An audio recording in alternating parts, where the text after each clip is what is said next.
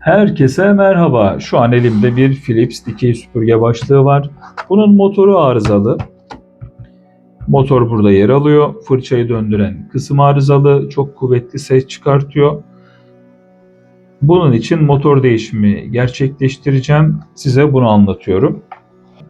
Önce motor değişimini göstereceğim. Sonra bu başlığın tekrar nasıl birleştirildiğini anlatacağım. İyi seyirler. Bu gürültülü çalışıyor. Bir problem var. Şöyle bir tane siteden orijinal motor sipariş ettim. Bunu açalım. Evet, görüntü ve boyut olarak da benziyor. Baskıları da aynı. Basit bir kurulumu olmalı. Buradan kırmızı beyaz kabloların geldiğini görüyorsunuz. Şunu hiç çekinmeden, şurada bir klips var. Metal klips. Onu çıkartıyorum. Takması da kolay. Şöyle bakın. Bir, iki tane. Hiç çekinmenize gerek yok. Sadece nereye takıldığını bilin. Bunu da kenara ayırdım. Şimdi şu LED, hani parlayıp da yolu gösteren LED ve anakart mı diyelim artık, neyse öyle bir yapı, ben de çok net bilmiyorum. Şimdi bu motora bağlı. Şuradan bu soketi çıkarmamız lazım. Şöyle bir deneyeceğim. Çekince çıkıyor mu açıkçası? Evet, çekince çıkıyormuş. Bunu karıştırmanız söz konusu değil. Şurada şöyle bir boşluk var. Bakın, diğer tarafta yok o boşluk. Bu boşluğa diğeri gelecek. Şu an takmıyorum montajı. Şu yeni motorumuz. Diğerini çıkartmam gerekiyor. Çıkartmak da basit. Şimdi motorun takıldığı bir, iki, şurada iki tane vida var. Onu çevirip çıkartacağız. Sonra motor yerinden çıkmış olacak.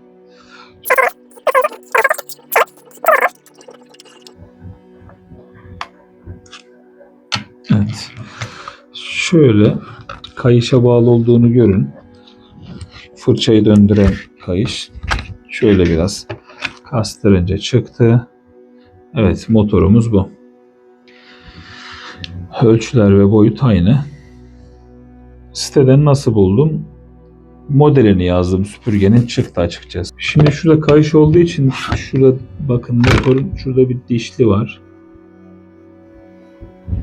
Şöyle mikrofonu yanaştırayım. Bakın, eski motoru şimdi çevireceğim. Bir ses geliyor. Bu hızlı çevrilince tabi sürtünme gibi böyle gürültülü bir ses çıkartıyor. Bu eski motor. Şimdi yenisini çeviriyorum. Bu da yenisi. Ses geliyor ama o sürtünme yok. Takarken şuna dikkat edeceğiz. Şöyle yaptım ben. Bakın, şurada vidanın geldiği yerler var, görüyorsunuz. Şuna da bakalım. Bakın, karşılıklı gelmiş vidalar. Şu üçüncü boşluk şöyle aşağıdaymış. Biz de öyle yapacağız takarken. Mıknatısla birbirini çekiyor.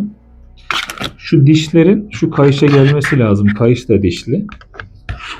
Bu şeye benziyor, bu arabalarda olan. Bakın, böyle yapınca giriyor. Önce bunu vidalayıp sonra kayışı takmak isterseniz takılmıyor. Onun da bilgisini vereyim. Dişler oturdu. Şimdi ben neyi denk getireceğim? O vidayı denk getireceğim şimdi. Evet, tekrardan az önce tutmuştum. Evet, şimdi de oturdu. Vidaların yerini denk getireceğim. Evet, şuradan ben görüyorum. Buralara bu vidaları atacağım. Evet, sıkıştırdıkça çekiyor. Şu diğerini de yapayım. En son hepsini birlikte sıkacağım. Şöyle görünüyor mu? Kameraya göstermeye çalışıyorum. Biraz açı dar. Şöyle çekeyim. Evet. Güzel. Şimdi burayı da iyicene sıkıştırayım. Evet. Güzelce oldu. Şimdi şöyle bir çevirelim. Evet. Sorunsuz dönüyor. takayım. Bahsettiğim gibi şurada bir çıkıntı var. Şu kenarda uçta. Onu şuradaki boşluğa getireceğim. Bastıracağım iyicene. Evet, hassas olmaya gayret edelim. Şu kartta zarar görürse masrafımız daha da artacaktır. Süpürgeyi aldım. Şu başlık yerine takıyorum. Denemesini yapacağım çalışıyor mu diye. Şöyle göstereyim.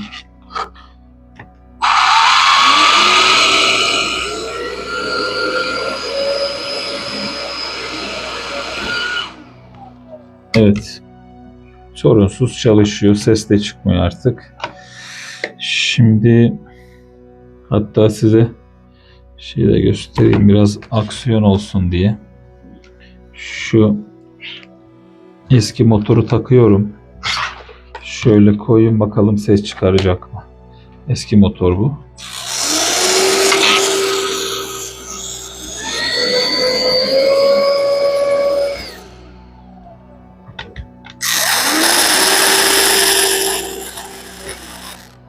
Evet. Sürtünme ciddi derecede gürültüye yol açıyor. Tekrardan çıkartıyorum bunu. Kenara ayıralım. Çalışıyor, işini görüyor ama o gürültü gerçekten insanı rahatsız ediyor. Şimdi yeni motoru takıyorum. Tekrar açıyorum. Mikrofona yakınlaştırayım. Sürtünme yok. Şimdi şunu çıkartıyorum. Süpürgeyi kaldırıyorum. Evet. Şimdi montajı yapacağız. Bu biraz kafa karıştırıcı. Aslında burada ne yapabilirsiniz? Video kaydı almak inanın ciddi bir fayda sağlıyor bu konuda. İnsan karıştırıyor. Ben ilk önce bir arıza tespiti yapmak için bunu söktüm. O yüzden biraz deneyimliyim.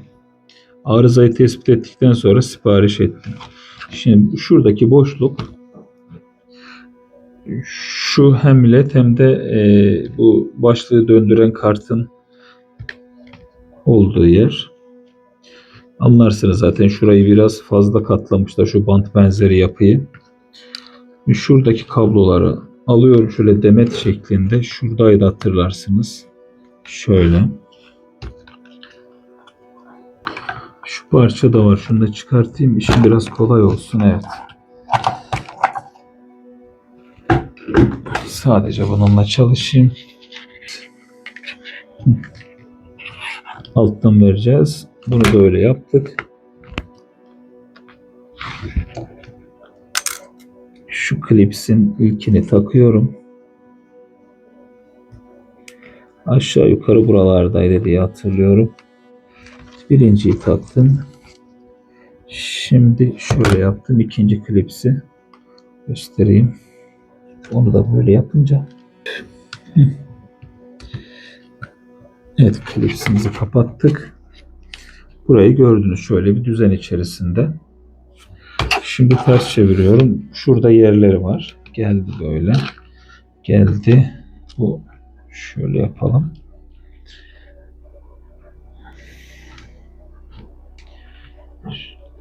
Şurada aralıklar vermişler. Şöyle sırayla düzen içinde koymaya çalışayım.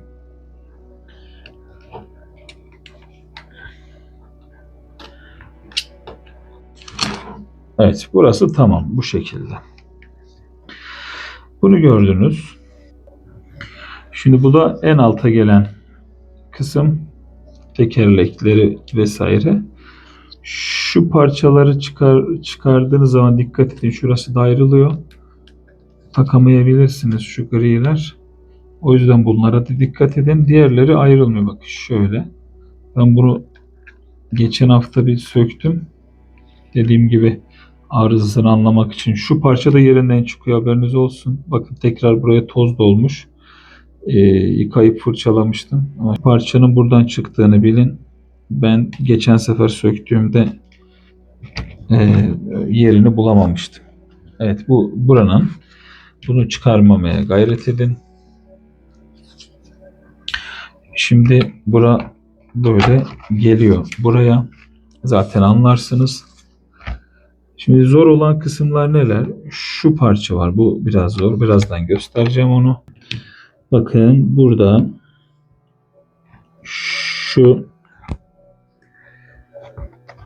soketin yeri var. Bunu böyle bastırabilirsiniz. Bakın bu gelen boru, şurada bir metal olduğunu görün. Bu metal şu kısma girecek. Şurayı göstereyim. Bu metal şuraya gelecek. Boru kısmını sokacağız. Bu metal aşağı gelmesine gayret edin. O boşluğa girecek, gösterdiğim boşluğa. Biraz zor gelebilir ilk etapta ama sonra olayı kavruyorsunuz. Bakın püf noktası şu boru buraya girdi. Bu dışarıdan gelen, şu borudan gelen soket. Bu da burada. Bakın burada bunun yeri var. Şuraya girmesi lazım. Yoksa kablolar sıkışıyor. Şimdi şu süngerli kısım, sünger çıkabilir. Geçen sefer çıkmıştı yerinden. Şu motorun hava almasını sağlıyor. Bunu takarken şöyle kabloları da ezdirmemeye gayret edeceğiz. Şöyle yavaşça takıyoruz. Şunu şu yukarıdan vereceğiz. Önce şunu bir takayım. Evet. Şimdi takıyorum bunu. Bakın şu an bir sorun yokmuş gibi görünüyor. Sonra buraya geldim. Evet. Şurada bunun bir vidası var. Sökmedim ben onu. Bunu diğer tarafa bağlıyorum. Bu vidayı bir sıkıştırıyorum önce. Ki bu yerinden oynamasın diye. Evet. Bunu sıkıştırmak önemli. Sıkıştı. Şimdi şuradan güzel bir şekilde bunu geçireceğiz. Burada bir kanal gibi bir şeyler var. Bunu hepsini 3 tane kablo var. Üçünü de şu araya geçirmemiz lazım. Şimdi tek tek deneyim. Bir de şurada şöyle kanca gibi, şu şekilde kanca gibi bir yapı var. Bakın onun altından verdim şurada. Yine şurada da bir kanal var. Bu 3 kabloyu da bu kanaldan vereceğim. Şimdi verdim. Evet, gördüğünüz gibi şurada takmış olduğumuz sokete bunu da ne yapacağız? Yerleştireceğiz. Evet, şöyle yapıyorum. Tak diye bastırınca geçiyor yerine. Sesi duydunuz. Bu biraz böyle. Şimdi şu tarafı takıyorum. Bunun vidası üzerinde kalmış. Diğer tarafı. Evet, bunu da taktım. Şunu bir sıkıştıralım hemen. Buranın parçasıydı. Karşıdan bunu tutacak vida var. İşte bu üst kısmı tamamladık. Üst kısmı tamamladık. Şimdi altını çeviriyoruz. Altını çevirdik. Bakın burada bir de şurada vida yeri var. Şimdi burada farklı boyutta vidalar var. Göstereyim. Şu 2 tane şu uzundan var. Şöyle çok sayıda da 4 tane filan da şundan var ya da 6 tane mi? 2 tane bunu, bir de çok küçük şu vidadan var. Bakın şöyle boyutları kıyaslayalım. Şöyle. Şimdi şu vida şu tekerleği tutacak. Şu vida bu önlerde 3 tane, 2 tane de şuralarda 4, 5 tane kullanılıyor. 2 tane de diğer tarafta kullandık, gördünüz. Sanırım 7 tane var ondan, evet, şu an hesapladım. Şimdi şu 2 taneden alıyorum şuraya. Az önce koyduğumuz o gri parçayı tutacak olan yapı da bu. Evet, vidalıyorum. Bunu herkes yapabilir. Biraz zor gibi oluyor. Ben de zorlandım açıkçası. Ama yaparsınız. Evet. Şu an harika oldu burası. Şimdi bir parçamız bu kaldı. Ama onu yapmadan önce şunları montajlayayım. Şu uzun olan şu arka kısımlara geliyor. 2 tane var bundan. Bir tane daha uzun olan var. 2 tane demiştim. Onu da diğer tarafa koyuyoruz. Geriye kalanları da 3 tane kaldı. Birini şu ortaya atalım.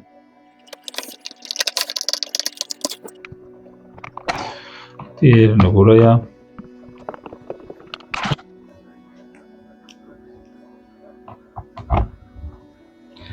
Bir diğerini buraya.